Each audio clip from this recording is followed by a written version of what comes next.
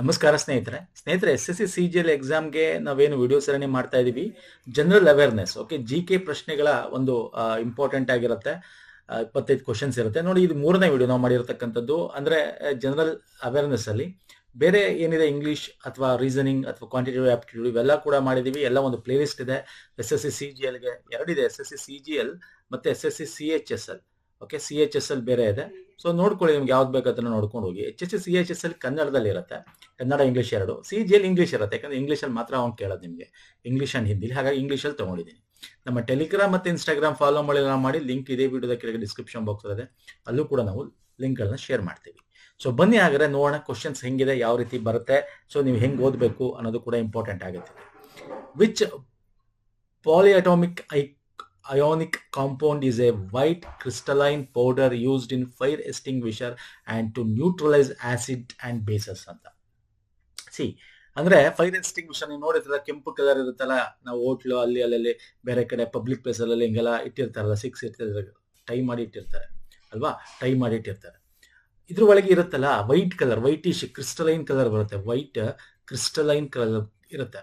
Okay, foam ತರ ಒಂದೊಂದ್ ಕಡೆ ಬರುತ್ತೆ. ಅಂದ್ರೆ ಬೇರೆ ಬೇರೆ ಅಲ್ಲಿ ಗ್ರೂಪ್ ಬಿ, ಗ್ರೂಪ್ ಸಿ, ಬೇರೆ ಬೇರೆ ಕ್ಯಾಟಗರಿಯಲ್ಲಿ ಬೇರೆ ಬೇರೆ ತರ ಯೂಸ್ ಮಾಡ್ತಾರೆ. ಸೊ ನಾರ್ಮಲ್ ಆಗಿ ಈ ತರ fire extinguisher white crystalline powder ಇರುತ್ತಲ್ಲ, ಅದು ಯಾವುದು ಇರುತ್ತೆ ಆ ಒಂದು ಅಯಾನ್ ಒಳಗಡೆ, ಅಯಾನಿಕ್ ಕಾಂಪೌಂಡ್ ಏನು ಅಂತ ಕ್ವಶನ್ ಕೇಳಿದ್ದಾನೆ. Sodium bicarbonate, sodium thiosulphate, sodium bisulphite and chromate ಅಂತಿದೆ. Right answer sodium bicarbonate. Okay, sodium bicarbonate is very important. ಇದೊಂದೇ ಅಲ್ಲ, ಇದನ್ನು ಕೂಡ ಯಾವ್ದಕ್ಕೆ ಯೂಸ್ ಮಾಡ್ತೀವಿ, ಇದನ್ನು ಕೂಡ ಯಾವ್ದಕ್ಕೆ ಯೂಸ್ ಮಾಡ್ತೀವಿ ಅಂತ ಗೊತ್ತಿರ್ಬೇಕು ನಿಮ್ಗೆ. ಒಂದ್ಸಲ ಎಕ್ಸಾಮ್ ಅಲ್ಲಿ ಈ ಕ್ವಶನ್ ತಗೋತಾನೆ, ನಿಮ್ಗೆ ಕ್ವಶನ್ ಚೇಂಜ್ ಮಾಡ್ತಾನೆ, ಆಪ್ಷನ್ ಸೇಮ್ ಇರುತ್ತೆ. ಸೋಡಿಯಂ ಥಯೋಸಲ್ಫೇಟ್ ಬಗ್ಗೆ ಕೇಳ್ಬೋದು, ನಿಮ್ಗೆ ಬೈಸಲ್ಫೇಟ್ ಬಗ್ಗೆ ಕೇಳ್ಬೋದು. ಓಕೆ, ಅದನ್ನು ಕೂಡ ನಾವು ತಿಳ್ಕೊತಾ ಹೋಗೋಣ. ನೋಡಿ, ಸೋಡಿಯಂ ಬಯೋಕಾರ್ಬೋನೇಟ್ ನ ನಾವು commonly known as baking soda ಅಂತ ಕೂಡ ಕರಿತೀವಿ. ವೈಟ್ ಕ್ರಿಸ್ಟಲೈನ್ ಪೌಡರ್ ಇರುತ್ತೆ. ಇದನ್ನ fire extinguisher class B, class C ಗಳಲ್ಲಿ ನಾವು 5 ಟೈಪ್ಸ್ ಆಫ್ ಫೈರ್ ಎಕ್ಸ್ಟಿಂಗ್ವಿಷರ್ ಗಳಲ್ಲಿ ಯೂಸ್ ಮಾಡ್ತೀವಿ. ಸೋಡಿಯಂ ಬೈಸಲ್ಫೇಟ್ ಅಂತಕ್ಕಂಥದ್ದು ಇದೆಯಲ್ಲ, ಇಟ್ ಈಸ್ ಡಿಸ್ಇನ್ಫೆಕ್ಟ್, ಅಂದ್ರೆ ಪ್ರಿಸರ್ವೇಟಿವ್ ಆಗಿ ಯೂಸ್ ಮಾಡ್ತೀವಿ. ಇನ್ಫೆಕ್ಷನ್ ಆಗದೆ ಇರಲಿ, ಏನಾರು ಮೆಟೀರಿಯಲ್ ಅದಕ್ಕೆ ಏನಾರು ಕೊಳತೋಗ್ಲಿ, ಪ್ರಿಸರ್ವೇಟಿವ್ ಆಗಿ ಇದನ್ನು ಯೂಸ್ ಮಾಡ್ತೀವಿ. ಅದು ಸೋಡಿಯಂ ಬೈಸಲ್ಫೇಟ್. ಎಕ್ಸಾಮ್ ಅಲ್ಲಿ ಇದನ್ನು ಕೂಡ ಕೇಳ್ತಾರೆ. ಓಕೆ, ಹಾಗೆ ಸೋಡಿಯಂ ಥಯೋಸಲ್ಫೇಟ್, ಇದನ್ನ ನಾವು ಫೋಟೋಗ್ರಾಫಿಕ್ ಫಿಕ್ಸರ್ ಅಥವಾ ಸೈನೈಟ್ ಪಾಯ್ಸನಿಂಗ್ ಅಲ್ಲಿ, ಟು ಟ್ರೀಟ್ ಸೈನೈಟ್ ಪಾಯ್ಸನಿಂಗ್ ಅಲ್ಲಿ ಇದನ್ನು ಯೂಸ್ ಮಾಡ್ತೀವಿ.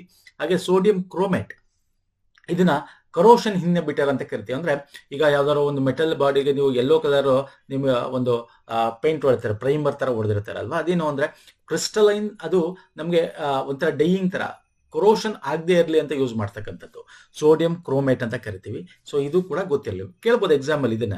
Okay, yellow crystalline solid primarily use dyeing and soon corrosion inhibitor, ಯಾವ ಕಾಂಪೌಂಡ್ ಅದು ಅಂತ ಕೇಳ್ಬೋದು. ಸೋಡಿಯಂ ಕ್ರೋಮೇಟ್ ಗೊತ್ತಿರಲಿ.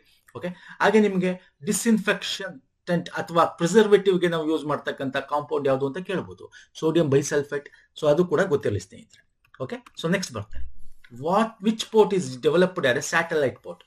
ಸ್ಯಾಟಲೈಟ್ ಪೋರ್ಟ್ ಅಂತಕ್ಕಂಥದ್ದು ಮೇನ್ ನಮ್ಮ ಭಾರತದಲ್ಲಿ ದೊಡ್ಡ ದೊಡ್ಡ ಪೋರ್ಟ್ಗಳಿದೆಯಲ್ಲ, ಅದರಲ್ಲಿ ಜಾಸ್ತಿ ಕ್ರೌಡು, ಕಂಜೆಷನ್ಸ್ಗಳು ಜಾಸ್ತಿ ಆಗಬಾರ್ದು ಅಂತೇಳಿ ಒಂದಷ್ಟು ಸ್ಯಾಟಲೈಟ್ ಪೋರ್ಟ್ಗಳನ್ನ, ಸ್ಮಾಲ್ ಪೋರ್ಟ್ಗಳನ್ನ, ಇಟ್ ಇಸ್ ನಾಟ್ ಸ್ಮಾಲ್ ಅಂದ್ರೆ ಡೈವರ್ಷನ್ಸ್ ಆಗಿ ಯೂಸ್ ಮಾಡ್ತೀವಿ. ಈ ಕೊಟ್ಟಿರೋ ಆಪ್ಷನ್ಸ್ ಅಲ್ಲಿ ನೋಡಿದಾಗ ನಮಗೆ, okay, especially Jawaharlal Nehru port ಇದೆ. Even Haldia is also correct. ಇಲ್ಲಿ Jawaharlal Nehru port is a very important port ಅದು ನಮಗೆ, ಯಾಕಂದ್ರೆ ಅದನ್ನ ನವಸೇವಾ ಅಥವಾ ಮುಂಬೈ ಪೋರ್ಟ್ ನ ಸ್ಯಾಟಲೈಟ್ ಪೋರ್ಟ್ ಅಂತ ಕೂಡ ಕರಿತೀವಿ. ಅಂದ್ರೆ ಸ್ಯಾಟಲೈಟ್ ಪೋರ್ಟ್ ಅಂದ್ರೆ ಇಷ್ಟೇ, ಸೆಕೆಂಡರಿ ಪೋರ್ಟ್ಸ್ ಅಂತ ಕರಿತೀವಿ ಸ್ನೇಹಿತರೆ. To develop to reduce the congestion at major ports ಅಂತ. ಈಗ ಫಾರ್ ಎಕ್ಸಾಂಪಲ್ ಕೋಲ್ಕತ್ತಾ ಪೋರ್ಟ್ಗೆ ಜಾಸ್ತಿ ಆಗ್ಬಾರ್ದು ಅಂತ ಹಲ್ದಿಯಾ ಪೋರ್ಟ್ ನ ಸ್ಯಾಟಲೈಟ್ ಪೋರ್ಟ್ ಆಗಿ ಮಾಡ್ತಾರೆ, ಈ ರೀತಿ. ಓಕೆ, ಸೊ ಇಲ್ಲಿ right answer Jawaharlal Nehru port. Next, the doctrine of lapse was an annexation policy devised by which of the following Governor General of India? Okay, doctrine of lapse ಅಂದ್ರೆ ನಾವು ದತ್ತು ಮಕ್ಕಳಿಗೆ ಹಕ್ಕಿಲ್ಲ ಅಲ್ವಾ, ದತ್ತು ಮಕ್ಕಳಿಗೆ ಹಕ್ಕಿಲ್ಲ ಅಂತ ತಂದಿದ್ಯಾರು, ದತ್ತು ಮಕ್ಕಳಿಗೆ ಹಕ್ಕಿಲ್ಲ ಅಂತ ತಂದಿದ್ಯಾರು, ಲಾರ್ಡ್ ಡಾಲ್ ಹೌಸಿ ಅಲ್ವಾ ಸರ್. ಯಾವ ಒಂದು ರೀಜನ್ ಅಲ್ಲಿ ಇದ್ದ ಕೇಳಿದಾನೆ ಎಕ್ಸಾಮ್ ಅಲ್ಲಿ, ಅವನ ಪೀರಿಯಡ್ ಈ ಗವರ್ನರ್ಸು, ವೈಸ್ ರಾಯ್ಸ್ ಬಗ್ಗೆ ನಿಮ್ಗೆ ಗೊತ್ತಿರಬೇಕು. ಮತ್ತೆ ಈ ಪೀರಿಯಡ್ ಅಲ್ಲಿ ಈ ದತ್ತು ಮಕ್ಕಳಿಗೆ ಹಕ್ಕಿಲ್ಲ ಅಂತೇಳಿ ಒಂದಷ್ಟು ಪ್ರಮುಖವಾದನ್ನ ಪ್ರದೇಶಗಳನ್ನು ವಶಪಡಿಸ್ಕೋತಾನೆ. ಆ ಬೇಸಿಸ್ ಮೇಲೆ ಅದು ಯಾವುದು ಅದು ಗೊತ್ತಿರಬೇಕು. ಸೊ ಸತಾರ ಆಗಿರ್ಬೋದು, ನಾಗ್ಪುರ್, ಉದಯ್ಪುರ್ಗಳಾಗಿರ್ಬೋದು, very important. Governor general of India 1848 856 ಟೈಮಲ್ಲಿ ಇರತಕ್ಕಂಥ ಲಾರ್ಡ್ ಡೌಲೋಸಿ ದತ್ತು ಮಕ್ಕಳಿಗೆ ಹಕ್ಕಿಲ್ಲ, ಯಾರಿಗೂ ಮಕ್ಕಳಾಗಲ್ಲ, ಅವ್ರ ದತ್ತು ಮಕ್ಕಳು ತಗೊಂಡ್ರ ಇಲ್ಲ ಅಂದ್ರೆ ಆಟೋಮೆಟಿಕ್ ಆಗಿ ಆ ಪ್ರದೇಶ ತಾನು ತಗೊಳ್ಳೋದು. ಅದೇ ರೀತಿ ಇಲ್ಲಿ lord Wellesley is very important ಆಗುತ್ತೆ. 1798ರಲ್ಲಿ ಏನು Wellesley governor general of India ಆಗಿರ್ತಾನೆ. ಯಾಕೆ? ಸಬ್ಸಿಡಿಯರಿ ಅಲಿಯನ್ಸ್ ಅಂತ ತರ್ತಾನೆ, ಸಹಾಯಕ ಸೈನ್ಯ ಪದ್ಧತಿ. ಸಹಾಯಕ, ಇದು ವೆರಿ ಇಂಪಾರ್ಟೆಂಟ್. ಸೈನ್ಯ ಪದ್ಧತಿ ಅಂದ್ರೆ ಏನು? ಬ್ರಿಟಿಷರ ಒಂದು ಸೈನ್ಯಗಳನ್ನ ನಮ್ದು ಸೈನ್ಯ ಇಟ್ಕೊಳ್ಳಂಗಿಲ್ಲ ಭಾರತೀಯರು. ಓಕೆ, ಬ್ರಿಟಿಷರ ಸೈನ್ಯಗಳನ್ನ ಇದು ಒಳಗೆ ಯಾರು ಈ ಒಂದು ಪದ್ಧತಿಗೆ ಯಾರು ಸೈನ್ಯ ಹಾಕಿರ್ತಾರೆ ಅಂತ ರಾಜರುಗಳು ಬ್ರಿಟಿಷರ್ ಸೈನ್ಯ ಇಟ್ಕೊಂಡು ಅದನ್ನು ಪೋಷಿಸಬೇಕು, ಬೇರೆ ಯಾವ್ದ ಸೈನ್ಯ ಇಟ್ಕೊಳ್ಳೋ ರೀತಿ ಇರಲಿಲ್ಲ. ಸೊ ಇದು ಸಹಾಯಕ ಸೈನ್ಯ ಪದ್ಧತಿ, ಸಬ್ಸಿಡಿಯರಿ ಅಲಿಯನ್ಸ್ ಅಂತ ಕರಿತೀವಿ. ವೆರಿ ಇಂಪಾರ್ಟೆಂಟ್ ಇದು. Next, Chhath Puja is the main festival of which state? ನೋಡಿ, ಈ ತರ ಫೆಸ್ಟಿವಲ್ ಬಗ್ಗೆ ಕೇಳ್ತಾ ಇರ್ತಾನೆ ಸ್ನೇಹಿತರೆ. ಬೇರೆ ಬೇರೆ ರಾಜ್ಯದ್ದು, ಕರ್ನಾಟಕದ್ದು ಕೇಳಬಹುದು. ಓಕೆ, ಯಕ್ಷಗಾನದ ಬಗ್ಗೆ ಕೇಳಿದ್ದಾನೆ, SSC CGL ಕೇಳಿದ್ದಾನೆ ಯಕ್ಷಗಾನದ ಬಗ್ಗೆ. ಓಕೆ, ಸೊ ಈ ತರ ಕೇಳ್ತಾ ಇರ್ತಾನೆ. ಸೊ ಇದು ಬಂದು ಅಸ್ಸಾಂದಲ್ಲ, ಇದು ಬಿಹಾರದ ಛತ್ ಪೂಜಾ ಅಂತ ಕರಿತೀವಿ. ಅಂದ್ರೆ ಸೂರ್ಯ ಒಂದು ಪೂಜೆ ಮಾಡ್ತಕ್ಕಂಥ ಫೆಸ್ಟಿವಲ್ ಇದು. 4 ದಿನ ಒಂದು ಫೆಸ್ಟಿವಲ್ ಇದನ್ನ ಸೆಲೆಬ್ರೇಟ್ ಮಾಡ್ತಾರೆ to the sun god Surya and his sister Chhathi Maiya ಅಂತ ಹೇಳಿ, ಚತ್ತಿ ಮಯ್ಯ ಅಂತ ಹೇಳಿ. ಓಕೆ, ಸೂರ್ಯ ಮತ್ತೆ ಅವನ ಸಿಸ್ಟರ್ ಚತ್ತಿ ಮಯ್ಯ ಅಂತ ಹೇಳಿ ಇದನ್ನ ಇಂಪಾರ್ಟೆಂಟ್ ಫೆಸ್ಟಿವಲ್ ಬಿಹಾರಲ್ಲಿ ಇದನ್ನ ಸೆಲೆಬ್ರೇಟ್ ಮಾಡ್ತಾರೆ. ಓಕೆ, 4 ದಿನ ಒಂದೊಂದು ದಿನ ಒಂದೊಂದು ಇದು ಮಾಡ್ತಾರೆ, ಇಲ್ಲಿ ಕೊಟ್ಟಿದ್ದೀನಿ, ಅಷ್ಟು ಇಂಪಾರ್ಟೆಂಟ್ ಅಲ್ಲ. ಬಟ್ ಯಾವ ಒಂದು ಇದು ಲಿಸ್ಟ್ಗಳು ನೀವು ಒಂದ್ಸಲ ನೋಡ್ಕೋಬೇಕಾಗುತ್ತೆ, ಯಾವ ರಾಜ್ಯದಲ್ಲಿ ಏನ್ ಮಾಡ್ತಾರೆ ಅಂತ. ಓಕೆ, ಸೊ ವೆರಿ ಇಂಪಾರ್ಟೆಂಟ್ ಆಗಿರ್ತಕ್ಕಂಥದ್ದು. ಕರ್ನಾಟಕ ಯಾವುದು, ತಮಿಳುನಾಡು ಯಾವುದು, ಮುಂದೆ ತಗೋತೀನಿ ಲಿಸ್ಟ್ಗಳನ್ನ. Okay, next, who among the following is the hero of Sanskrit historical poem the Ramacharita written by Sandhyakar Nandi? ನೋಡಿ, ರಾಮಚರಿತ ಅಂತಕ್ಕಂಥ ಒಂದು ಕಾವ್ಯವನ್ನ ಸಂಧ್ಯಾಕರ್ ನಂದಿ ಬರೆದಿರ್ತಕ್ಕಂಥದ್ದು. ಇದೇನು ಸರ್? ಇದು ಕಾವ್ಯ. ಓಕೆ, ಇದನ್ನ ಕವಿ ಬರೆದಿರೋದು ಯಾರು? ಸಂಧ್ಯಾಕರ್ ನಂದಿ. ಇದು ಯಾರು hero? Who is the hero ಅಂದ್ರೆ ಇವರು ಯಾವ ಕಾಲದಲ್ಲಿ ಆ ಒಂದು ರಾಜನ ಕಾಲದಲ್ಲಿ ಮಾಡ್ತಿದ್ರು ಅವನ್ನ ಇಟ್ಕೊಂಡು ಬರೆದಿರ್ತಕ್ಕಂಥದ್ದು. ಯಾರವನು? Rampala, Dharmapala, Devapala, Gopala. So right answer ಯಾವುದು? ಇಲ್ಲಿ ನೋಡ್ತಾ ಇರ್ಬೇಕು, ನೀವು ನೋಡ್ತಾ ಇದ್ರೆ ಗೊತ್ತಾಗುತ್ತೆ. ಒಂದೊಂದ್ಸಲ ಕೇಳ್ತೇನೆ ಎಕ್ಸಾಮ್ ಅಲ್ಲಿ. ಪಾಲ ಅಂದ್ರೇನು? ಪಾಲ ಡೈನಸ್ಟಿ, ಪಾಲ ರಾಜಮನೆತನ, ಪಾಲ ಡೈನಸ್ಟಿ. ಸೊ ರೈಟ್ ಆನ್ಸರ್ ರಾಮಪಾಲನ ಕಾಲದಲ್ಲಿ ಇರ್ತಾನೆ. ರಾಮಪಾಲನ ಇಟ್ಕೊಂಡು ಬರೀತಕ್ಕಂಥದ್ದು 12ನೇ ಸೆಂಚುರಿ. ಇದು ಬಂಗಾಲ ಪಾಲ ಡೈನಸ್ಟಿ, ವೆರಿ ಇಂಪಾರ್ಟೆಂಟ್ ಇದು. ಇದನ್ನ ಫೌಂಡರ್ ಯಾರು? ಗೋಪಾಲ. ಅದು ಗೊತ್ತಿರಬೇಕು. ಪಾಲ ಡೈನೆಸ್ಟಿ ಬಗ್ಗೆ ಇಲ್ಲಿ ಕೊಟ್ಟಿದ್ದೀನಿ ನೋಡಿ. ಪಾಲ ಡೈನೆಸ್ಟಿ ಅಥವಾ ಪಾಲ ರಾಜಮನೆತನ ಸಾಮ್ರಾಜ್ಯ ನೋಡಿದ್ರೆ Gopala was the first ruler ಅಥವಾ ಫೌಂಡರ್ ಆಫ್ ದ ಪಾಲ ಡೈನೆಸ್ಟಿ ಅಂತ ಕರಿತೀವಿ. ಇವ್ರ ಕಾಲದಲ್ಲಿ ತುಂಬಾ ಒಂದು ದೇವಸ್ಥಾನಗಳಾಗಿರ್ಬೋದು, ವೇರಿಯಸ್ ಟೆಂಪಲ್, ಮಾನೆಸ್ಟರೀಸ್ಗಳನ್ನ ಇವರು ಜೀರ್ಣೋದ್ಧಾರ ಮಾಡ್ತಾರೆ. ಹಾಗೆ ನಮ್ಮ ನಳಂದ ವಿಕ್ರಮಶೀಲ ಯೂನಿವರ್ಸಿಟಿ ಕೂಡ ಜೀರ್ಣೋದ್ಧಾರ ಮಾಡ್ತಾರೆ. ಅದಕ್ಕೆ ಏನನ್ ಬೇಕೋ ಸಂರಕ್ಷಣೆಗಳನ್ನ ಮಾಡ್ತಾರೆ. ಮತ್ತೆ ಈ ಟೈಮಲ್ಲಿ ಅತ್ಯಂತ ಹೆಚ್ಚು ಪ್ರಮುಖವಾದ ಪೀಕಲ್ಲಿ ಇದ್ದ ರಾಜ ಯಾರು ಅಂದ್ರೆ ಧರ್ಮಪಾಲ ಮತ್ತೆ ದೇವಪಾಲ. ಇವನ್ ಪಾಲಲ್ಲಿ Rampala is also one of them, but is the last important king of Pala dynasty. Okay, ಪಾಲರ ರಾಜರ ಕೊನೆಯ ರಾಜ ರಾಮಪಾಲ. ಸೊ ಗೊತ್ತಿರಲಿ ಇದು ಕೂಡ. ಯಾವ ಸೆಂಚುರಿಯಲ್ಲಿ ಇವರು ಆಡಳಿತ ಮಾಡ್ತಾರೆ? 12th century ಆಸುಪಾಸು. ಯಾರು? ರಾಮಪಾಲನ ಕಾಲ. ಯಾರು ಇವರು? ಪಾಲರಾಜ ಮನೆತನ. ಓಕೆ, ಅಲ್ಲಿ ಇರ್ತಕ್ಕಂಥ ಸಂಧ್ಯಾಕರ್ ನಂದಿ ರಾಮಚರಿತ ಅಂತ ಕಾವ್ಯ ಬರೀತಾರೆ. Fine sir. Next, in which of the following areas did the upspring of Khudra in 1817 take place ಅಂತ? ಅಂದ್ರೆ ಈ ದಂಗೆ ಹೇಳ್ತಾರೆ, ಖುದ್ರಾ ದಂಗೆ ಅಂದ್ರೆ ಆ ಒಂದು ರೀಜನ್ ಇದು. ಇದನ್ನ ನಾವು ಇನ್ನೊಂದು ಹೆಸರು ಕರಿತೀವಿ. ಏನಂತ ಕರಿತೀವಿ ಹೇಳ್ತೀರಾ? ಪೈಕಾ ರೆಬಿಲಿಯನ್ ಅಂದ್ರೆ ಪೈಕಾ ದಂಗೆ. ಯಾವ ದಂಗೆ ಇದು? ಬುಡಕಟ್ಟು ಜನರಲ್ಲ, ಕಟ್ಟು ಜನರ ದಂಗೆ.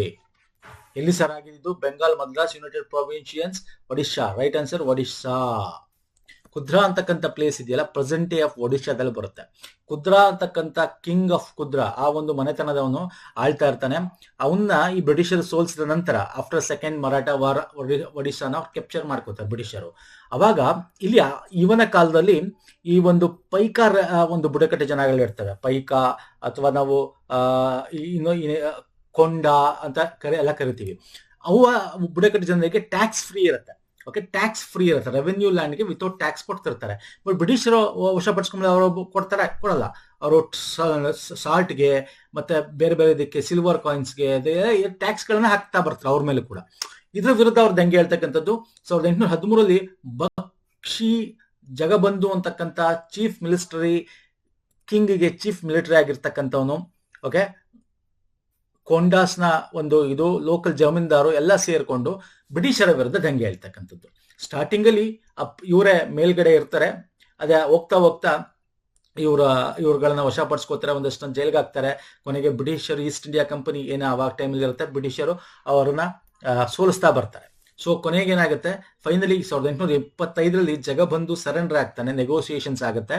ಅಂದ್ರೆ ಓಕೆ ನಾನು ಸರೆಂಡರ್ ಆಗ್ತೀನಿ, ಯಾಕಂದ್ರೆ ಆ ಟೈಮಲ್ಲಿ ಕಂಪ್ಲೀಟ್ ಆಗಿ ಇವ್ರು ಗೆಲ್ಲಲ್ಲ, ಅವ್ರು ಗೆಲ್ಲಲ್ಲ, ಮೇಲೆ ಇರ್ಬೋದು. ಬಟ್ ಏನಾಗ್ತದೆ, ಗೊರಿಲ್ಲಾ ಯುದ್ಧಗಳನ್ನ ಮಾಡಕ್ ಸ್ಟಾರ್ಟ್ ಮಾಡ್ತಾರೆ ಇವ್ರುಗಳು. ಗೊರಿಲ್ಲಾ ಯುದ್ಧ ನಿಮ್ಗೆ ಗೊತ್ತಲ್ಲ, ಹೌಸ್ಕೊಂಡಿರ್ತಾರೆ, ಸಡನ್ ಆಗಿ ಅಟ್ಯಾಕ್ ಆಗುತ್ತೆ. ಸೊ ಹಾಗಾಗಿ ಕೊನೆಗೆ ಒಂದಷ್ಟು ನೆಗೋಸಿಯೇಷನ್ಸ್ ಗಳಾಗುತ್ತೆ, ಮಾತುಕತೆಗಳಾಗುತ್ತೆ. ಆಗ ಬ್ರಿಟಿಷರು ಒಪ್ಕೋತಾರೆ, ಓಕೆ ನಿಮ್ಗೆ ಟ್ಯಾಕ್ಸ್ ರಿಮಿಷನ್ಸ್ ಏನಿದೆ ಅದನ್ನ ನಾವು ತೆಗಿತೀವಿ ಅಂತ ಹೇಳಿ, ಸ್ವಲ್ಪ ಭಾಗ ತೆಗಿತೀವಿ ಅನ್ನೋದು ಆಗುತ್ತೆ. So pica rebellion very important, exam ಅಲ್ಲಿ ಕೇಳ್ತಾನೆ ಸ್ನೇಹಿತರೆ. ಸೊ ಇದು ಈಗಿನ ಖುರ್ದಾ ಒಂದು ಅಂತಕ್ಕಂಥ ಪ್ಲೇಸು ಈಗಿನ ಒಡಿಶಾದಲ್ಲಿ ಇರ್ತದ್ದು.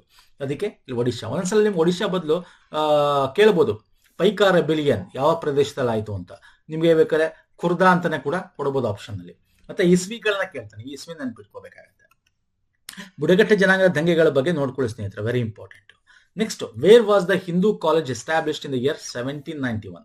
1791 ಹಿಂದೂ ಕಾಲೇಜ್ ಎಲ್ಲಿ ಎಸ್ಟಾಬ್ಲಿಷ್ ಆಯ್ತು? Banaras, Patna, Kolkata, Mathura. Right answer Banaras. So Hindu college ಯಾರು ಸ್ಥಾಪನೆ ಮಾಡೋದು ಕೇಳ್ತಾನೆ ಎಕ್ಸಾಮ್ ಅಲ್ಲಿ. ಯಾರು ಸ್ಥಾಪನೆ ಮಾಡಿದ್ದು ಇದನ್ನ, ಯಾವಾಗ? 1791. ಬನಾರಸ್ ಈಗಿನ ಎಲ್ಲಿರುತ್ತೆ? ವಾರಣಾಸಿ. ಸೊ ಅದು ಕೂಡ ಗೊತ್ತಿರಬೇಕು. ಯಾರು ಹೇಳ್ತೀರಾ? ಸೊ ಫಟಾಫಟ್ ಅಂತ ಹೇಳಿ ನೋಡೋಣ. Yes, Hindu college Jonathan Duncan ಅಂತಕ್ಕಂಥವನು. ಇವನು ಈಸ್ಟ್ ಇಂಡಿಯಾ ಕಂಪನಿ, ಅವಾಗ ಈಸ್ಟ್ ಇಂಡಿಯಾ ಕಂಪನಿ ಇರುತ್ತೆ. ಓಕೆ, ಕಂಪ್ಲೀಟ್ ಬ್ರಿಟಿಷ್ 1857 ನಂತರ ಬ್ರಿಟಿಷರು ಬರ್ತಕ್ಕಂಥ ಈಸ್ಟ್ ಇಂಡಿಯಾ ಕಂಪನಿ ಕೊನೆಗಳದು. 1791 ಅಂದ ತಕ್ಷಣ ಈಸ್ಟ್ ಇಂಡಿಯಾ ಕಂಪನಿ. ಆವಾಗ ಗವರ್ನರ್ ಜನರಲ್ ಆಗಿದ್ದು ಕಾರ್ನವಾಲಿಸ್. ಇವರಿಬ್ರು ಸೇರಿ ಒಂದು ಸಾಂಸ್ಕ್ರಿಟ್ ಕಾಲೇಜ್ನ ಎಸ್ಟಾಬ್ಲಿಷ್ ಮಾಡೋದು. ಯಾಕೆ ಸಾಂಸ್ಕ್ರಿಟ್ ಕಾಲೇಜು? ಸಾಂಸ್ಕ್ರಿಟ್ ನ ಏನ್ಷಿಯಂಟ್ ಟೆಕ್ಸ್ಟ್ಗಳೇನಿದೆ, ನಾವು ಪ್ರಾಚೀನ ಒಂದು ಪುಸ್ತಕಗಳು ಅಥವಾ ಏನೋ ಇತ್ತು, ಅದನ್ನ ಎಂಕರೇಜ್ ಮಾಡಕ್ಕೆ, ಸ್ಟಡಿ ಮಾಡಕ್ಕೆ, ಅದನ್ನ ಡೆವಲಪ್ ಮಾಡಕ್ಕೋಸ್ಕರ ನಮ್ಮ ಭಾರತೀಯ ಎಜುಕೇಶನ್ ಸಿಸ್ಟಮ್ಗೆ ಸಪೋರ್ಟ್ ಮಾಡಕ್ಕೋಸ್ಕರ ಓಪನ್ ಮಾಡ್ತಕ್ಕಂಥದ್ದು this Hindu college. 1791, Banaras, present day of Varanasi. Okay, very important ಇದು. ನೆಕ್ಸ್ಟ್ ಬರ್ತೇನೆ. In which year was the Gandhi Irwin pact? Simple question. Gandhi Irwin ಆಗಿದ್ದು ಯಾವಾಗ ಸರ್? ಎರಡನೇ ದುಂಡು ಮೇಜಿನ ಸಮ್ಮೇಳನ ಆಗುತ್ತೆ ಈ ಒಂದು ಗಾಂಧಿ ಇರ್ವಿನ್ ಒಪ್ಪಂದ ಆದ್ಮೇಲೆ. ಯಾವಾಗ? 1931 ಅಲ್ವಾ? ಏನಕ್ಕೆ ಆಯ್ತಿದ್ದು? ಅವಾಗ ಸಿವಿಲ್ ಡಿಸೋಬಿಲಿಯಂಟ್ ಮೂವ್ಮೆಂಟ್ ಆಗ್ತಾ ಇರತ್ತೆ ಅಲ್ವಾ? ನಾಗರಿಕರು ಏನೋ ಅಸಹಕಾರ ತೋರಿಸ್ತಾ ಇರ್ತಕ್ಕಂಥದ್ದು ಬ್ರಿಟಿಷರ ಒಂದು ಆಡಳಿತಕ್ಕೆ. ಸೊ ಈ ಟೈಮಲ್ಲಿ ಏನು ಮೊದಲನೇ ಒಂದು ರೌಂಡ್ ಟೇಬಲ್ ಕಾನ್ಫರೆನ್ಸ್ ಆಗುತ್ತೆ, ದುಂಡು ಮೇಜಿನ ಸಮ್ಮೇಳನ. ಕಾಂಗ್ರೆಸ್ನವರು ಹೋಗಲ್ಲ ಇಲ್ಲಿ ಎಸ್ಪೆಷಲಿ. ಸೊ ಅವಾಗ ವೆರಿ ಇಂಪಾರ್ಟೆಂಟ್ ಇದನ್ನ, ಯಾಕಂದ್ರೆ ಅವ್ರಿಲ್ಲ ಅಂತಂದ್ರೆ ಇದನ್ನ ಇಟ್ ಇಸ್ ನಾಟ್ ಸಕ್ಸಸ್ ಅಂತ ಆ ಟೈಮಲ್ಲಿ. ಸೊ ಹಾಗಾಗಿ ಗಾಂಧೀಜಿ ಮತ್ತು ವೈಸ್ರಾಯ್ ಆಫ್ ಇಂಡಿಯಾ ಆ ಟೈಮಲ್ಲಿ ಲಾರ್ಡ್ ಇರ್ವಿನ್ ಏನಿರ್ತಾರೆ, ಗಾಂಧಿ ಇರ್ವಿನ್ ಪ್ಯಾಕ್ಟ್ ನ 5th ಮಾರ್ಚ್ 1931 ಸೈನ್ ಮಾಡ್ತಾರೆ. ಅಂದ್ರೆ ಡಿಸ್ಕಷನ್ ಮಾಡೋ ರೌಂಡ್ ಟೇಬಲ್ ಅಲ್ಲಿ, ಓಕೆ ನೀವು ಇದನ್ನ ವಾಪಸ್ ತಗೊಳ್ಳಿ, ನಾವು ಏನು Indians make salt, politically prisoners ಏನೋ ಸಾಲ್ಟ್ ಮಾಡೋರ್ನ ನಾವು ತಯಾರಿಸಿದವ್ರನ್ನ, ಯಾಕಂದ್ರೆ ಟ್ಯಾಕ್ಸ್ ಹಾಕ್ತಿರ್ತಾರಲ್ಲ, ಆ ಒಂದು ಉಪ್ಪಿನ ಸತ್ಯಾಗ್ರಹದಲ್ಲಿ ವಶಪಡಿಸ್ಕೊಂಡಿದ್ದು ಜೈಲ್ಗೆ ಹಾಕಿರೋನೆಲ್ಲ ಬಿಡುಗಡೆ ಮಾಡ್ತೀವಿ ಅಂತ ಹೇಳಿ ಡಿಸ್ಕಷನ್ ಆಗಿ ಅವಾಗ ಬಿಡುಗಡೆ ಕೂಡ ಆಗುತ್ತೆ. ಅವಾಗ ಈ ಸಿವಿಲ್ ಡಿಸೋಬಿಲಿಯಂಟ್ ಮೂವ್ಮೆಂಟ್ ಕೂಡ ಎಂಡ್ ಆಗುತ್ತೆ. Second round table conference London ಅಲ್ಲಿ ನಡೆಯುತ್ತೆ. So this is 1931 is the right answer. Okay, so next ಬರ್ತೇನೆ. Which of the following not the socio economic objective of the industrial policy statement 1980? ಇದಕ್ಕೆ ಸಂಬಂಧಪಟ್ಟದ್ದು ನಮ್ದು ತುಂಬಾ 4-5 ವರ್ಷದಿಂದ ಮಾಡಿದೀವಿ ಸ್ನೇಹಿತರೆ. ಅರ್ಥಶಾಸ್ತ್ರಕ್ಕೆ ಸಂಬಂಧಪಟ್ಟದ್ದು ಎಕಾನಮಿ ಬೇಸಿಕ್ಸ್ 1980s ಅಲ್ಲಿ ಏನಿತ್ತು, 50s ಅಲ್ಲಿ ಏನಿತ್ತು, 55, 70s ಅಲ್ಲಿ ಏನಿತ್ತು, ಆಮೇಲೆ 1991 ಅಲ್ಲಿ ಏನಾಯ್ತು, ಇದ್ರ ಬಗ್ಗೆ ಎಲ್ಲ ಇದೆ, ನೋಡ್ಬೋದು, ಕನ್ನಡದಲ್ಲಿದೆ. ಇಲ್ಲಿ ಅರ್ಥ ಮಾಡ್ಕೋಬೇಕು. 1980s ಅಂತ 1980 ಹೈಯರ್ ಎಂಪ್ಲಾಯ್ಮೆಂಟ್ ಜನರೇಷನ್, ಇಲ್ಲಿ ನಾಟ್ ಅಂತ ಕೊಟ್ಟಿದ್ದಾನೆ, negative statement. So negative statement ಅಲ್ಲಿ ಏನಾಗುತ್ತೆ, ನೀವು ಒಂದು ತಪ್ಪು ಅಂತ ಗೊತ್ತು.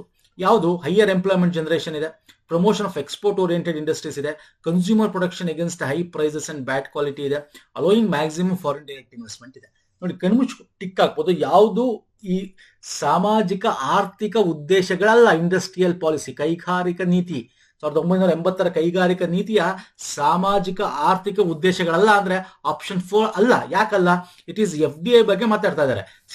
ನಾವು ಯಾವಾಗ ಮಾರ್ಕೆಟ್ ಓಪನ್ ಆಗಿದ್ದು, ಯಾವಾಗ ಆ ಜಾಗತೀಕರಣ LPG ಸಿಸ್ಟಮ್ ತಂದಿದ್ದು, ಲಿಬರೈಸೇಷನ್, ಪ್ರೈವೇಟೈಸೇಷನ್, ಗ್ಲೋಬಲೈಸೇಷನ್ ತಂದಿದ್ದು 1991 ಅಲ್ವಾ ಸರ್? ಈ ಒಂದು ಪೀರಿಯಡ್ ಅಲ್ಲಿ ನಾವು ಹೇಳ್ತೀವಿ ಫೈನಾನ್ಷಿಯಲ್ ಇಯರ್ ಅಂತ ಹೇಳ್ತೀವಿ. ಸೊ ಈ ಪೀರಿಯಡ್ ಅಲ್ಲಿ ನಾವೇನ್ ತರ್ತೀವಿ, ಅವಾಗ ನಮಗೆ ಮಾರ್ಕೆಟ್ ಓಪನ್ ಆಗುತ್ತೆ, ಇಂಡಿಯನ್ ಮಾರ್ಕೆಟ್ ಜಾಗತಿಕವಾಗಿ. ಸೊ ಅವಾಗ ಬರ್ತಕ್ಕಂಥದ್ದು. ಸೊ ಅದಕ್ಕಿಂತ ಮುಂಚೆ allowing maximum foreign direct investment ಇರಲಿಲ್ಲ ಅಲ್ವಾ? ಸೊ ಹಾಗಾಗಿ this is not correct. So option 4 is the right answer. ಈ 3 ಕೂಡ ಇತ್ತು. ಅಂದ್ರೆ 1980s ನಾವು ಸ್ಮಾಲ್ ಸ್ಕೇಲ್ ಇಂಡಸ್ಟ್ರೀಸ್ಗೆ ಪ್ರಮೋಷನ್ ಮಾಡೋದಾಗ್ಲಿ, ಎಂಪ್ಲಾಯ್ಮೆಂಟ್ ಜನರೇಷನ್ ಬಗ್ಗೆ, ಓಕೆ, ಉದ್ಯೋಗಗಳ ಒಂದು ಜನರೇಷನ್ ಆಗಿರ್ಬೋದು, ಎಕ್ಸ್ಪೋರ್ಟ್ ಓರಿಯೆಂಟೆಡ್ ಇಂಡಸ್ಟ್ರಿಗಳ ಡೆವಲಪ್ಮೆಂಟ್ ಮಾಡೋದಾಗಿರ್ಬೋದು, ಮತ್ತೆ ಕನ್ಸ್ಯೂಮರ್ ಪ್ರೊಡಕ್ಷನ್ಸ್ ಕೂಡ ಇತ್ತು. ಅಂದ್ರೆ ಕ್ವಾಲಿಟಿ ಆಗಿರಬೇಕು, ಫೇರ್ ಪ್ರೈಸಿಂಗ್ ಇರಬೇಕು, ಓಕೆ, ಬೆಲೆ ಕರೆಕ್ಟ್ ಆಗಿರಬೇಕು. ಇದ್ರ ಬಗ್ಗೆ ಎಲ್ಲ 1980 ಪಾಲಿಸಿಯಲ್ಲಿ ಇತ್ತು 1980. But foreign direct investment maximum allowing it was not there in 1980. It is after 1991 ನಂತರ ಬಂದಿರತಕ್ಕಂಥದ್ದು. ಸೊ ಹಾಗಾಗಿ option 4 is wrong. So that is the right answer.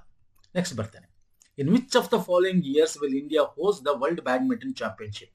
ಯಾವಾಗ ಮಾಡುತ್ತೆ ನೋಡಿ, ಇದನ್ನ ಇನ್ನೊಂದ್ ತರನೇ ಕೇಳ್ಬೋದು ನಿಮಗೆ. Is this first time world badminton championship ನಮ್ಮ ಭಾರತದಲ್ಲಿ ಆಗ್ತಾ ಇರೋದು? First time? No, second time. First time ಎಲ್ಲಾಗಿತ್ತು? 2026 ನಾವು ಕಂಡಕ್ಟ್ ಮಾಡ್ತಾ ಇದೀವಿ ಸ್ನೇಹಿತರೆ. ಫಸ್ಟ್ ಟೈಮ್ ಎಲ್ಲಾಗಿತ್ತು? 2009ರಲ್ಲಿ ಹೈದರಾಬಾದಲ್ಲಿ ವರ್ಲ್ಡ್ ಬ್ಯಾಡ್ಮಿಂಟನ್ ಫೆಡರೇಷನ್ ಅವರು ಕಂಡಕ್ಟ್ ಮಾಡಿದ್ದು ಹೈದರಾಬಾದಲ್ಲಿ. ನೆಕ್ಸ್ಟ್ ಆಗ್ತದೆ 2026ರಲ್ಲಿ. ಸೊ ಅದು ಕೂಡ ಗೊತ್ತಿರಲಿ. Next, name A common electrolyte disorder that occurs when the amount of sodium in your blood becomes ಅಬ್ನಾರ್ಮಲಿ low. ನಮ್ಮ ಬ್ಲಡ್ ರಕ್ತದಲ್ಲಿ ಸೋಡಿಯಂ ಲೋ ಆದಾಗ ಏನಂತ ಕರಿತೀವಿ ಆ ಕಾಯಿಲೆನ ಅಂತ ನೋಡಿ. ಲೋ ಅಂತ ಕೊಟ್ಟೆ. ಲೋ ಅಂದ್ರೆ ಏನರ್ಥ? ಇಂಗ್ಲಿಷ್ ಅಲ್ಲಿ ನಾವು ಹೈಪೋ ಅಂತ ಕರಿತೀವಿ. ಓಕೆ, ಹೈ ಇದ್ರೆ ಏನಂತ ಕರಿತೀವಿ? ಹೈ ಇದ್ರೆ ನಾವು ಅದನ್ನ ಹೈಪರ್ ಅಂತ ಕರಿತೀವಿ ಅಲ್ವಾ? ಹೈಪರ್ ಬ್ಲಡ್ ಪ್ರೆಷರ್ ಅಂತೀವಲ್ಲ. ಹೈಪರ್ ಅಂದ್ರೆ ಜಾಸ್ತಿ, ಲೋ ಅಂದ್ರೆ ಹೈಪೋ. ಸೊ ಹೈಪೋ ಇಲ್ಲಿದೆ. So this two organ case ಆಯ್ತು. ಓಕೆ, ಈ ಹೈಪೋ ಕಲೇಮಿಯಾ ಇದೆ, ಹೈಪೋ ನಟ್ರೇಮಿಯಾ ಇದೆ. ನೋಡಿ, ಈ ಸೋಡಿಯಂ ಹೈಪೋ ಅಂದ್ರೆ ಜಾಸ್ತಿ. ಓಕೆ, ನೆಚರ್ ಅಂತಂದ್ರೆ ಇದು ಸೋಡಿಯಂ ಅಂತ ಅರ್ಥ. ಐಮಿಯಾ ಅಂತ ಕರಿತೀವಿ. ಮಿಯಾ ಅಥವಾ ಮಿಯಾ ಅಂತ, ಅದನ್ನ ಬ್ಲಡ್ ಅಂತ ಕರಿತೀವಿ. So option 4 is the right answer. Okay, ಎಲ್ಲ ಆಪ್ಷನ್ಸ್ ಕೂಡ ಡಿಸ್ಕಸ್ ಮಾಡೋಣ. Hypo means low, natr means sodium, aemia means blood, hyponatraemia is the low concentration of sodium in the blood ಅಂತ. ಓಕೆ, ಹೈಪೋ ಕಲೇಮಿಯಾ ಅಂತಿದೆ. Hypo ಅಂದ್ರೆ ಜಾಸ್ತಿ, ಕಮ್ಮಿ. Okay, ಕಲೇಮ್ ಅಂತಂದ್ರೆ ನಿಮ್ಗೆ ಪೊಟ್ಯಾಷಿಯಂ ಅಂತ ಕರಿತೀವಿ. ಐಮಿಯಾ ಅಂತಂದ್ರೆ ಬ್ಲಡ್ ಅಂತ. ಸೊ ಇಲ್ಲಿ ಪೊಟ್ಯಾಷಿಯಂ ಲೋ ಇದ್ರೆ ಬ್ಲಡ್ ಅಲ್ಲಿ ಅದನ್ನ ಹೈಪೋ ಕಲೇಮಿಯಾ ಅಂತ ಕರಿತೀವಿ. ಅದೇ ರೀತಿ ಹೈಪರ್ ಕಲೇಮಿಯಾ ಅಂದ್ರೆ ಪೊಟ್ಯಾಷಿಯಂ ಜಾಸ್ತಿ ಇದ್ರೆ. ಅದೇ ರೀತಿ ಹೈಪರ್ ನಟ್ರೇಮಿಯಾ ಅಂತಂದ್ರೆ ಪೊಟ್ಯಾಷಿಯಂ ಲೆವೆಲ್ ಸೋಡಿಯಂ ಲೆವೆಲ್ ಜಾಸ್ತಿ ಇದ್ರೆ ನಾವು ಹೈಪೋನೆಟ್ರೇಮಿಯಾ ಅಂತ ಕರಿತೀವಿ. ಕಮ್ಮಿ ಇದ್ರೆ ಹೈಪೋನಟ್ರೇಮಿಯಾ ಅಂತ ಕರಿತೀವಿ. ಜಾಸ್ತಿ ಇದ್ರೆ ಹೈಪರ್ ನಟ್ರೇಮಿಯಾ ಅಂತ ಕರಿತೀವಿ. ಓಕೆ, ಸೊ ಆಪ್ಷನ್ ಕಮ್ಮಿ ಇಲ್ಲಿ ಕೇಳಿರೋದು ಬ್ಲಡ್ ಅಲ್ಲಿ ಹೈಪೋನಟ್ರೇಮಿಯಾ ಅಂತ ಕರಿತೀವಿ. ಫೈನ್. ಸೊ ನೆಕ್ಸ್ಟ್ ಬರ್ತೇನೆ. What is the SI unit? ನೋಡಿ, ಯೂನಿಟ್ಸ್ಗಳು ನಿಮಗೆ ಒಂದು ಲಿಸ್ಟ್ ಸಿಗ್ಬಿಡುತ್ತೆ, ನಿಮ್ಮ ಹತ್ರ ಇರುತ್ತೆ ಅಥವಾ ಗೂಗಲ್ ಸಿಗುತ್ತೆ, ನೋಡ್ಕೊಳ್ಳಿ. Very important. ಈ ತರದ ಸಿಂಪಲ್ ಕ್ವಶನ್ಸ್ ಕೂಡ ಬರ್ತವೆ. ನೋಡಿ, SI ಯೂನಿಟ್ ಆಫ್ ಕರೆಂಟ್ ನ ಏನೋ ಆಂಪಿಯರ್ ಅಲ್ವಾ? ವೋಲ್ಟ್ಗೆ ವೋಲ್ಟ್ ಅಂತ ಕರಿತೀವಿ. ರೆಸಿಸ್ಟೆನ್ಸ್ಗೆ, ಇವೆಲ್ಲ ನಿಮಗೆ ಕರೆಂಟ್ಗೆ ಸಂಬಂಧಪಟ್ಟ ರೆಸಿಸ್ಟೆನ್ಸ್ಗೆ ಓಮ್ಸ್ ಅಂತ ಕರಿತೀವಿ. ಕರೆಂಟ್ ಕೇಳಿದಾನೆ ampere is the right answer. A ಅಂತ ಗುರ್ತು ಮಾಡ್ತೀವಿ. ಓಕೆ, ನೋಡಿ ಇಲ್ಲಿದೆ. ಮಾಸ್ಗೆ ಕಿಲೋಗ್ರಾಮ್, ಟೈಮ್ಗೆ seconds, electric current ampere, thermodynamic temperature kelvin ಅಲ್ವಾ? ಇವೆಲ್ಲ ಇದು ಒಂದ್ ಕಡೆ. ಇನ್ನೊಂದ್ ತರ ಕ್ವಶನ್ಸ್ ಕೂಡ ಬರುತ್ತೆ. ಇಲ್ಲಿ ನೋಡಿ, which of the following 2 quantities have same dimensions ಅಂತ ಕೇಳಿದ್ದಾನೆ. ಡೈಮೆನ್ಷನ್ ಅಂದ್ರೆ ಯೂನಿಟ್, ಅದ್ರ ಡೈಮೆನ್ಷನ್ಸ್ ಯೂನಿಟ್ ಏನ್ ಸೇಮ್ ಇರುತ್ತಲ್ಲ ಯಾವುದು ಅಂತ ಕೇಳಿದ್ದಾನೆ. ಓಕೆ, ಇಲ್ಲಿ ನೋಡಿ, power and radius of circular motion, power, work and torque, power and moment of inertia, work and angular displacement ಅಂತ ಕೇಳಿದ್ದಾನೆ. Okay, 2 quantities of the same dimension unit ಇರೋದು ಯಾವುದು ಅಂತ. ಯಾವುದು ಸೇಮ್ ಡೈಮೆನ್ಷನ್ ಯೂನಿಟ್ ಇದೆ ಇಲ್ಲಿ ಅಂತ ಹೇಳಿದ್ರೆ work and torque is the right answer. ಏನು ವರ್ಕ್? ನೋಡಿ, ವರ್ಕ್ಗೆ ನಾವು ಜೌಲ್ಸ್ ಅಂತ ಕರಿತೀವಲ್ಲ. ಇಲ್ಲಿ ನೋಡಿ, work or energy is the joules, ml square T to the power -2 ಅಂತ ಕರಿತೀವಿ. Even torque dimension formula for torque ml square T to the power -2 ಅಂತ ಕರಿತೀವಿ. So what is the difference? ಎರಡು ಕೂಡ ವರ್ಕ್ ಪ್ಲೇಸ್ ಆಗುತ್ತೆ. ಅಂದ್ರೆ torque ಅಲ್ಲಿ ಏನಾಗುತ್ತೆ, ನೀವು ರೊಟೇಷನಲ್ ಈಕ್ವಲೆಂಟ್ ಫೋರ್ಸ್ ಹಾಕ್ತಾರೆ. ರೊಟೇಷನ್ ಅಲ್ಲಿ ನೋಡಿ, ಆಬ್ಜೆಕ್ಟ್ ಹಿಂಗ್ ರೊಟೇಷನ್ ಆಗುತ್ತೆ, ಆಬ್ಜೆಕ್ಟ್ ನ ನಾವು ಈಕ್ವಲೆಂಟ್ ಫೋರ್ಸ್ ಹಾಕೋದು. ಅವಾಗ ಏನಾಗುತ್ತೆ, ಆಬ್ಜೆಕ್ಟ್ ಡಿಸ್ಪ್ಲೇಸ್ಮೆಂಟ್ ಆಗುತ್ತೆ. ಅಂದ್ರೆ ಅಲ್ಲೂ ಕೂಡ ಏನಾಗುತ್ತೆ, ಆಬ್ಜೆಕ್ಟ್ ಟು ಬಿ ಮೂವ್ಡ್ ಅಲ್ವಾ, ಇನ್ ರೋಟೇಟರಿ ಆಂಗಲ್ ಮೂವ್ ಆಗುತ್ತೆ. ಆದ್ರೆ ಫೋರ್ಸ್ ಅಲ್ಲಿ ಏನಾಗುತ್ತೆ, ಇಲ್ಲೂ ನೋಡಿ, ಫೋರ್ಸ್ ಇಂಟು ಡಿಸ್ಪ್ಲೇಸ್ಮೆಂಟ್. ಟಾರ್ಕ್ ಅಲ್ಲಿ, ವರ್ಕ್ ಅಲ್ಲಿ ಕೂಡ ಫೋರ್ಸ್ ಇಂಟು ಡಿಸ್ಟೆನ್ಸ್. ಅಂದ್ರೆ ಇಲ್ಲಿ ವರ್ಕ್ ಅಲ್ಲಿ ಕೂಡ transfer of energy when force causes displace. ಅಲ್ಲಿ ನೀವು ಲೀನಿಯರ್ ಆಗುತ್ತೆ. ಇಲ್ಲಿ ರೊಟೇಷನಲ್ ಆದ್ರೆ ಇಲ್ಲಿ ರೊಟೇಷನಲ್ ಆದ್ರೆ ನೀವು ಅಪ್ಲೈ ಇಲ್ಲಿ ಲೀನಿಯರ್ ಮೂವ್ಮೆಂಟ್ ಆಗುತ್ತೆ, linear. That is the main difference ಅಷ್ಟೇ. ಸೊ ಹಾಗಾಗಿ ಇಲ್ಲೂ ಕೂಡ ವರ್ಕ್ ಆಗುತ್ತೆ, ಇಲ್ಲೂ ಕೂಡ ಟಾರ್ಕ್ ಅಲ್ಲೂ ಕೂಡ ವರ್ಕ್ ಡನ್ ಆಗುತ್ತೆ. So that's why their dimensions of the unit is same. ಯಾವುದು ಟಾರ್ಕ್ ಅಂಡ್ ವರ್ಕ್ ಅಂತ ಕರಿತೀವಿ. But work is a scalar quantity, torque is a vector quantity, ಅದು ಗೊತ್ತಿರಲಿ ನಿಮಗೆ. ಸೊ ಇಲ್ಲಿ ರೈಟ್ ಆನ್ಸರ್ ಯಾವುದು sir? Option 2, work and torque is the right answer. Okay, so next ಬರ್ತೇನೆ. How many members are nominated by the president of the Rajya Sabha? Simple question. ಎಷ್ಟು ಜನ nominate ಮಾಡ್ತಾರೆ? ಇನ್ನೂ ಒಂದು ಕೇಳ್ತಾನೆ, ಯಾವ ಒಂದು ಕ್ಷೇತ್ರದಲ್ಲಿ ಇರೋರ್ನ ನಾಮಿನೇಟ್ ಮಾಡ್ತಾರೆ ಅಂತ. Okay, so right answer 12. So 12 ಜನ. 12 ಜನ ರಾಜ್ಯಸಭೆಗೆ ನಾಮಿನೇಟ್ ಮಾಡ್ತಾರೆ president on the basis of their contribution to arts, literature, science and social service. ಇದು ಗೊತ್ತಿರಬೇಕು, this is very important. And that is for 6 years. ಅವ್ರ ಟರ್ಮ್ ಎಷ್ಟು ನಾವು ನೋಡಿರ್ತೀವಿ. ಲೋಕಸಭಾಗ 5 ವರ್ಷ ಆದ್ರೆ ಇವ್ರದ್ದು term 6 years. And according to the article 60 sub clause 2, okay, 4 sub clause 1, it is coming under the 4th schedule, 4ನೇ ಅನುಸೂಚಿ ಅಂತ ಕರಿತೀವಿ. 4th ಶೆಡ್ಯೂಲ್ ಅಲ್ಲಿ ಬರುತ್ತೆ. ಓಕೆ, ಆರ್ಟಿಕಲ್ ಗೊತ್ತಿರಲಿ, 4th ಶೆಡ್ಯೂಲ್ ಅಲ್ಲಿ ಕೊಟ್ಟಿರಲಿ. ಮತ್ತೆ ಇಲ್ಲಿ ರಿಟೈರ್ಡ್ ಆಗೋದು ಯಾವಾಗ? ಅವ್ರು ಹಾಗಾದ್ರೆ 6 years, ಪ್ರತಿ 2 ವರ್ಷಕ್ಕೊಂದ್ಸಲ, every second year, 2 years once, 1/3 of the member total capacity retired ಆಗ್ತಾ ಇರ್ತಾರೆ. ಸಿ, ಇದು ಸಿಂಪಲ್. ಮತ್ತೆ ಇವರ ಎಲಿಜಿಬಿಲಿಟಿ ಏನಿರಬೇಕು ಇವೆಲ್ಲ ನಿಮ್ಗೆ ಗೊತ್ತಿರಬೇಕಾಗತ್ತೆ. ಸಂವಿಧಾನ ಬಗ್ಗೆ ನಾವು ವಿಡಿಯೋ ಮಾಡಿದೀವಿ, ಅದೇ ಕನ್ನಡದಲ್ಲಿದೆ, ನೋಡ್ಕೊಳ್ಳಿ. ಅದನ್ನೊಂದು ನೋಡ್ಕೊಂಡ್ರೆ ಸಾಕು, ನೀವು ಯಾವುದೇ ಕ್ವಶನ್ಸ್ ಬಂದರೂ ಆರಾಮಾಗಿ ಆನ್ಸರ್ ಮಾಡ್ಬೋದು. ಬೇಕಾದ್ರೆ ಲಿಂಕ್ ಕೊಡ್ತೀನಿ ನಾನು, ಅಥವಾ ನಮ್ಮ ಟೆಲಿಗ್ರಾಮಲ್ಲಿ ಕೂಡ ಶೇರ್ ಮಾಡ್ತೇನೆ ಲಿಂಕ್. ಓಕೆ, ಒಂದೇ ವಿಡಿಯೋದಲ್ಲಿ ಕವರ್ ಮಾಡಿದೀವಿ ಯಾವುದು ಪಾಲಿಟಿ ಬಗ್ಗೆ, ಅದನ್ನು ಕೂಡ ತಾವು ರೆಫರ್ ಮಾಡ್ಬೋದು ಸ್ನೇಹಿತರೆ. ಸೊ ಇದಿಷ್ಟು ಇವತ್ತು ಪ್ರಮುಖವಾಗಿ ಡಿಸ್ಕಸ್ ಮಾಡಿದ್ದೀನಿ. ಇನ್ನೂ ಒಂದಷ್ಟು ಕ್ವಶನ್ಸ್, ತುಂಬಾ ಕ್ವಶನ್ಸ್ ವೆರೈಟೀಸ್ ಇದೆ, ಬೇರೆ ಪ್ರತಿ ವಿಡಿಯೋಲಿ ಬೇರೆ ರೀತಿ ಕ್ವಶನ್ಸ್ಗಳನ್ನ ಬೇರೆ ಇದನ್ನು ತರ್ತಾ ಇರ್ತೀನಿ. ಇಷ್ಟ ಆಗಿಲ್ಲ ಲೈಕ್ ಮಾಡಿ, ಶೇರ್ ಮಾಡಿ, ಸಬ್ಸ್ಕ್ರೈಬ್ ಮಾಡ್ಕೊಂಡಿಲ್ಲ ಮಾಡ್ಕೊಳ್ಳಿ. ನಮ್ಮ ಟೆಲಿಗ್ರಾಮ್, ಇನ್ಸ್ಟಾಗ್ರಾಮ್ ಫಾಲೋ ಮಾಡಿಲ್ಲ ಮಾಡ್ಕೊಳ್ಳಿ ಸ್ನೇಹಿತರೆ. ಲಿಂಕ್ ಡಿಸ್ಕ್ರಿಪ್ಷನ್ ಬಾಕ್ಸಲ್ಲಿ ಕೊಟ್ಟಿರ್ತೀನಿ. ಓಕೆ, ಪ್ಲೇಲಿಸ್ಟ್ ಡಿಸ್ಕ್ರಿಪ್ಷನ್ ಬಾಕ್ಸಲ್ಲಿ ಇರುತ್ತೆ, ಪ್ರೀವಿಯಸ್ ವಿಡಿಯೋಸ್ಗಳು ನೀವು ನೋಡ್ಬೋದು ಪ್ಲೇಲಿಸ್ಟಲ್ಲಿ ಹೋಗಿ. ನೆಕ್ಸ್ಟ್ ವಿಡಿಯೋದಲ್ಲಿ ಪುನಃ ಸಿಗ್ತೀನಿ. ನಮಸ್ಕಾರ, ಧನ್ಯವಾದಗಳು. ಥ್ಯಾಂಕ್ ಯು ಸೋ ಮಚ್ ಸ್ನೇಹಿತರೆ.